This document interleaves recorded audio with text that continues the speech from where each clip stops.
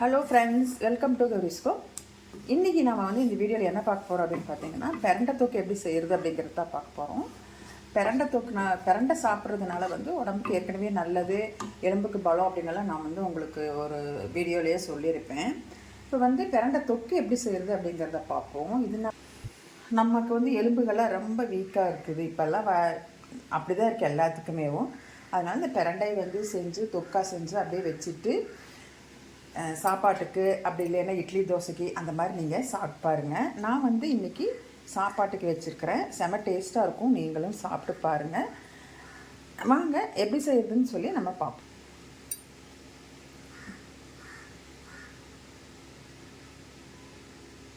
தொக்கு செய்யறதுக்கு நான் பிரண்டை எடுத்து நல்லா சுத்தம் பண்ணி கழுவி வச்சுருக்கிறேன். சின்ன வெங்காயம் உரித்து வச்சுருக்கிறேன். பூண்டு ஒரு இவ்வளோ பெரிய பூண்டு முழுசானதை உரித்து வச்சுருக்கிறேன். ஒரு 10-12 பல் இருக்குது. ஒரு 6 மிளகா எடுத்து வச்சுருக்கிறேன். புளி கொஞ்சம் ஊற வச்சுருக்கிறேன். ஒரு நெல்லிக்காய் சூடு புளி ஊற வச்சுருக்கிறேன். இப்போ நாம் இதை வச்சு எப்படி பூண்டு தூக்கு பண்ணுறது அப்படிங்கிறத பார்க்கலாம். இந்த பிரண்டை நல்லா பிஞ்சு பிரண்டை எடுத்துட்டிங்கன்னா உங்களுக்கு நல்ல டேஸ்ட்டு கிடைக்கும். நாரும் கம்மியாக இருக்கும். நீங்கள் முத்தின மாதிரி பிரண்டை எடுத்துட்டிங்கன்னா நாரும் அதிகமாக இருக்கும், டேஸ்ட்டும் கொஞ்சம் கம்மியாயிரும். அப்புறம் கையெல்லாம் ரொம்ப அரிக்கும். கை அரிக்கிறதும் இல்லாமல் சாப்பிடும்போது நாக்கு தொண்டை எல்லாமே அரிக்குங்க. இப்போ நான் பேன் வச்சுருக்கிறேன். அடுப்பு பற்ற வச்சு பேன் வச்சாச்சு. இதில் இப்போ நல்லெண்ணெய் ஊற்றிக்கலாம். நல்லெண்ணெய் ஊற்றிருக்கிறேன். எண்ணெய் நல்லா காஞ்சிருச்சு, ஆவி போகுது. இந்த நேரத்தில் நம்ம உரிச்சு வச்சுருக்கிற பிரண்டையை போட்டு வதக்குவோம்.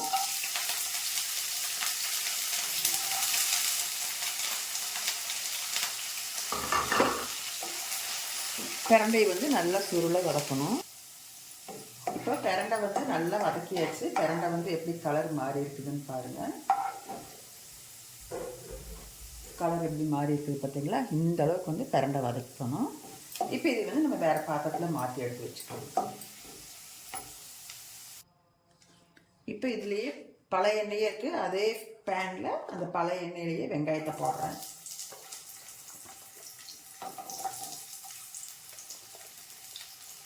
அதையும் போட்டு நல்லா வதக்குவோம்.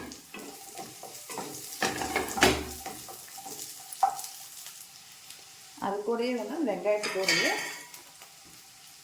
உரிச்சு வச்சுருக்க பூண்டையும் நான் போட்டுக்கிறேன்.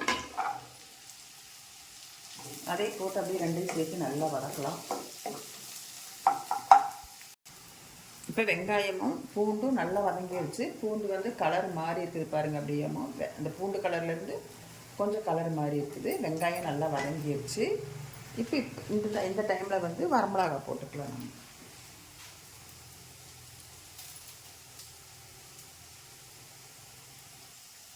ரெண்டு சீரகம் போட்டுக்கிறேன். இப்போ வரமிளகா பூண்டு வெங்காயம் எல்லாம் நல்லா வதங்கிடுச்சு. ஸ்டவ் ஆஃப் பண்ணிடலாம், ஆறட்டும்.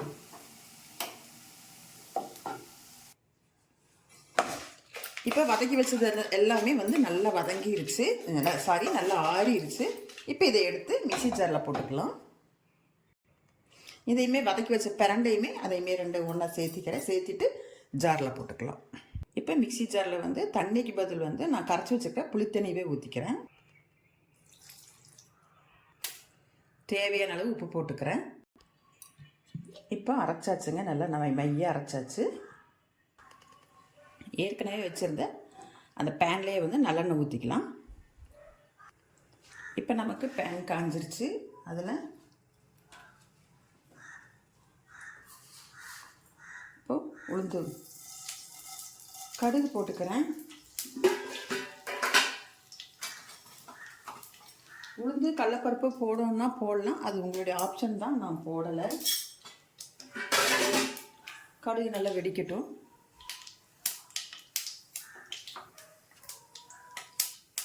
கடுகு வெடிச்சிருச்சு, கருவேப்பிலை போடுறேன். இப்போ நம்ம மிக்ஸி ஜாரில் அரைச்சி வச்சுருக்கிற இந்த பிரண்டை பேஸ்ட் அப்படியே ஊற்றிடலாம். இப்போ இதை நல்லா கிளறி விடுவோம். அந்த நல்லெண்ணெயிலேயே வேகட்டும். கொஞ்சம் ஜார் கழுவுன தண்ணி இருக்குது, அதையுமே கொஞ்சம் ஊற்றிக்கலாம்.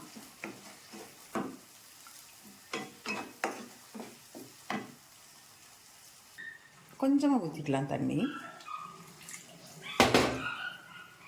அப்போ தான் நல்லா அந்த வேகையில் நல்லா சுண்டி வேகிறதுக்கு சுண்டி வர்றதுக்கும் கரெக்டாக இருக்கும். நல்லா கைவிடாமல் கிண்டிக்கிட்டே இருங்க, இல்லைன்னா வந்து ஏதோ ஒரு பக்கம் பிடிச்சிரும். நல்லா கிண்டிக்கிட்டே இருக்கணும். எண்ணெய் பத்தாத மாதிரி இருக்குது, கொஞ்சம் எண்ணெய் ஊற்றிக்கிறேன்.